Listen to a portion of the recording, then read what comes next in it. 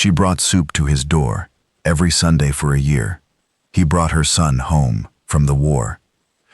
The soup arrived on a Sunday in January, carried across the hard frozen yard between Maren Lindahl's house and Boyd Teasdale's house, in a heavy clay pot, wrapped carefully in a kitchen towel to keep the warmth in. The distance between the two houses was 47 steps.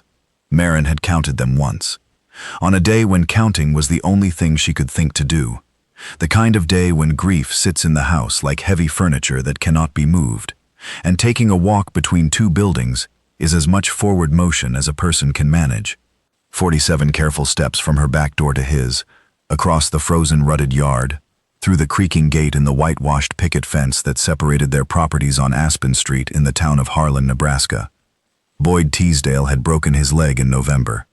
He had been repairing the roof of the livery stable where he worked as the farrier, and the old wooden ladder had slipped on a patch of black ice, and he had fallen 12 feet straight down onto the frozen ground, and the bone in his left leg had snapped below the knee, with a sound that the stable boy said was like a green branch breaking. The doctor had set the bone and splinted it, and told Boyd he would not walk properly for 3 months, and that the 3 months would be winter, and that winter in Heartland, Nebraska, with its deep snows and icy winds and frozen ground, was not a season that accommodated a man on crutches. Boyd was 40 years old. He had been the farrier in Heartland for 11 years, shoeing horses and mending wagon rims, and repairing plowshares, and doing the heavy ironwork that the town and the surrounding farms required. And the work had made him broad and strong and quiet, in the way that men who work with fire and iron are quiet, not from having nothing to say, but from spending their long days in conversation with materials that do not talk back, and that reward patience more than speech. He had never married. He had come close once, 20 years ago, to a girl in Iowa who had chosen a banker instead, and the choosing had been entirely reasonable, and the banker had been a decent and prosperous man, and Boyd had not blamed her, and had moved to Nebraska, and had built a life that was complete and self-sufficient in every practical way, except the way that mattered most, which was that he came home every single evening to a house that was warm from the stove, but empty of any voice but his own. Maren Lindahl was his neighbor. She was 35, a widow whose husband Petter had died of pneumonia 3 hard winters before, leaving her with the mortgaged house on Aspen Street and a 14-year-old son named Thomas, and the particular kind of steadiness that comes to women who have been through the worst thing and have kept going because there was a child who needed them to keep going, and because keeping going was the only alternative to stopping, and stopping, for a mother, was never an option. She had brought the soup because she had seen Boyd on the crutches. She had seen him through the frost-rimmed kitchen window, struggling across the snowy yard to the outhouse on his rough crutches, and the struggling had been the kind of graceless, labored struggle that a proud man does when he believes absolutely no one is watching, clumsy and frustrated, and punctuated by the particular profanity that a man deploys when his body will not do what his mind requires. She had seen this, and she had made soup that same afternoon, potato soup, thick and well salted, with cream and onion and black pepper, the kind of soup that sustains a person body and soul, and she had carried it across the 47 steps and left it on his porch with a note that said, "For the leg, M. Lindahl." Boyd ate the soup. It was the first meal he had not cooked himself in 11 years, and the difference between a meal cooked by a person who is feeding himself out of obligation and a meal cooked by a person who is feeding someone else out of concern was a difference he felt in his chest, not his stomach, and the feeling was unexpected and quietly alarming in the way that unexpected tender things are alarming to a man who has organized his entire adult life around the expectation of nothing beyond his own labor. The next Sunday, there was more soup, chicken soup this time, with carrots and onions and noodles that Maren had made by hand, and the making by hand was visible in the uneven thickness of the noodles, which were the noodles of a real kitchen and real hands, and not a factory, and the imperfect realness of them was part of the gift. The Sunday after that, beef stew. The Sunday after that, bean soup with ham. Every single Sunday, without fail and without exception, a pot of hot soup appeared on Boyd Teasdale's porch, carried across 47 steps by a woman who did not knock, who did not wait for thanks, who left the pot and returned to her own house, and who appeared, from Boyd's careful observation through his front window, to consider the transaction complete and requiring no further discussion. He returned the pots. He washed them and dried them, and left them on her porch on Monday mornings, and the faithful returning of the pots was the conversation, the pot going one direction full and warm, and coming back the other direction empty and clean, a weekly exchange that said everything that needed saying, without requiring either of them to say a single word of it aloud. His leg healed in March.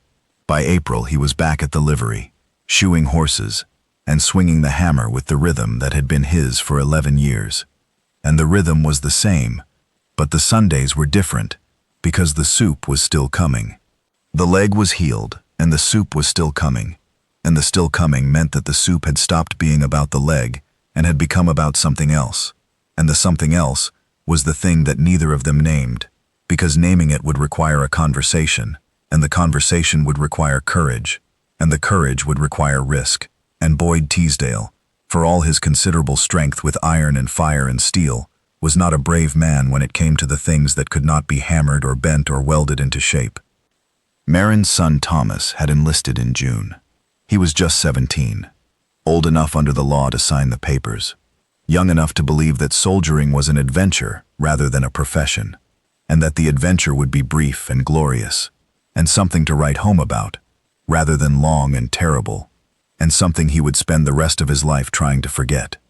He had gone to Fort Riley and then south, and the letters had come regularly through the summer and into the fall, letters written in the careful but increasingly cramped hand of a boy who was becoming a man in a hard place, where becoming a man meant learning things that no 17-year-old should ever have to learn. The letters stopped in October. They stopped the way letters stop in wartime, suddenly, without explanation, without a final letter that says, "This is the last one." Just a space where a letter should have been, and then another space the following week, and then another the week after that. And each empty space was louder than any letter could ever be, because silence, when it comes from a war, always means one of two things, and one of the two things is the thing that a mother lies awake at night refusing to think about. Marin did not stop bringing the soup. She brought the soup every Sunday through the fall and into the winter, and Boyd ate the soup and washed the pot and returned it, and the exchange continued. But the exchange was different now, because the silence about Thomas was in every pot, in every step of the 47 steps. In the way that Marin set the pot on the porch and turned and walked back to her house with the particular stride of a woman who is holding herself together and who knows that the holding together depends on routine, and that the routine depends on the soup, and that the soup depends on the walking across the yard, and if any part of the chain breaks, the rest will follow. Boyd went to the telegraph office. He went quietly, without telling Marin or anyone else, on a cold Tuesday morning in December, when the ground was frozen hard as iron.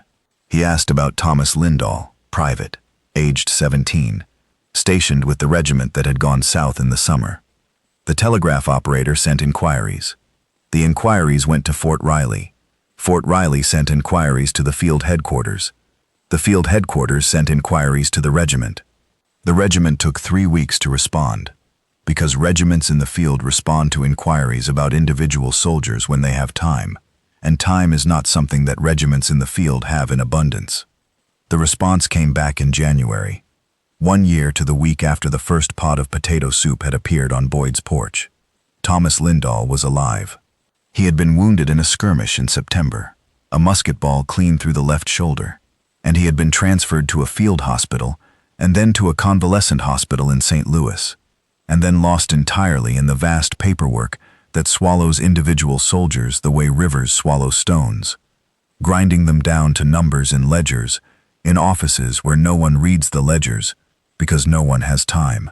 Thomas was alive and recovering, and had been writing letters that had not been delivered because the address on the letters was wrong. The field clerk had written Harlan, Iowa, instead of Harlan, Nebraska, and the letters had gone to a town that did not have a Marin Lindahl and had been returned undeliverable to a dead letter office in Kansas City and had sat there in a bin, accumulating week after week, a stack of a frightened boy's letters to his mother, growing taller and dustier in a drawer in an office where no one thought to look.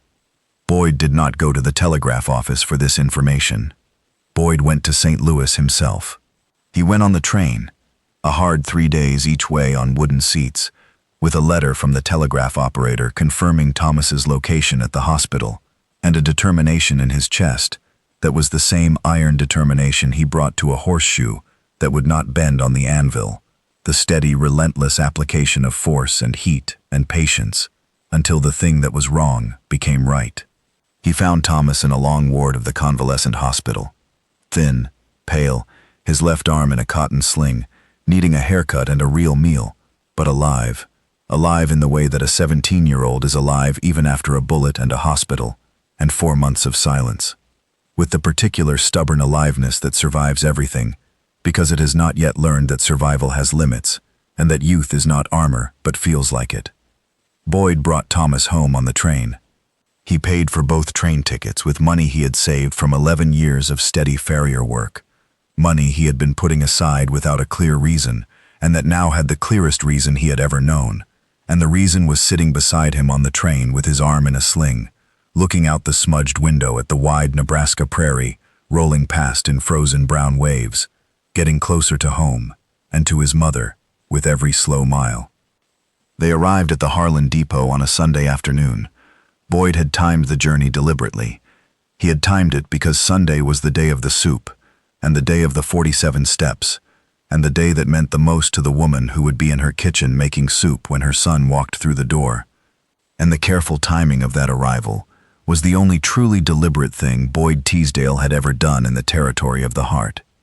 Everything else had been accident and observation, and the slow accumulation of feeling that comes from watching a woman carry a pot of soup across a frozen yard every week for a year because she decided that a man with a broken leg should not eat alone.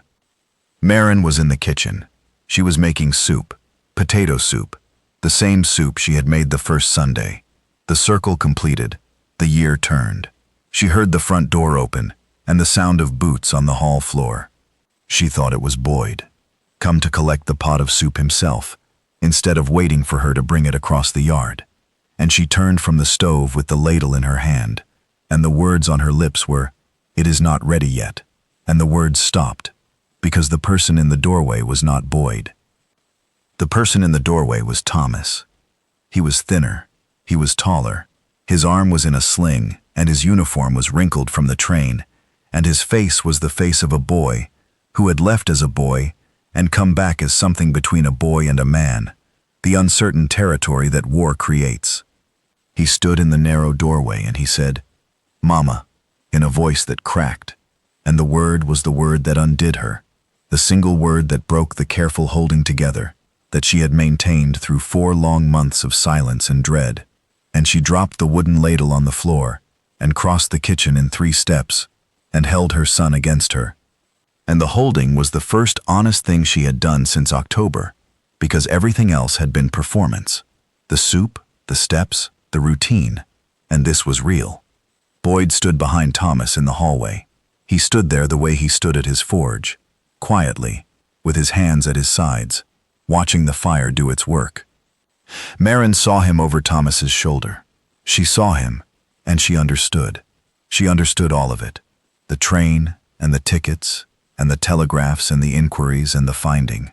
And the understanding was too large for words, so she did not use words. She extended one arm, the arm that was not holding Thomas, and she reached toward Boyd, and the reaching was an invitation, and Boyd stepped forward, and the stepping forward was the bravest thing he had ever done, braver than iron, braver than fire, braver than a 20-year silence, because the stepping forward was into a family, a real family, and a family was the thing he had wanted for all of his 40 years, and had never had the courage to build.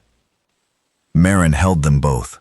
She held her son, and she held the man who had brought her son home, and the holding was the answer to a year of soup and 47 steps, and pots carried back and forth across a frozen yard, and the answer was simple. The soup had been love, and the love had been returned, not in soup, but in a son, carried home on a train from St. Louis by a farrier from Nebraska, who had finally learned that the things that matter most cannot be hammered into shape, but must be carried, carefully, across the distance between one house and another, one careful step at a time, 47 in all.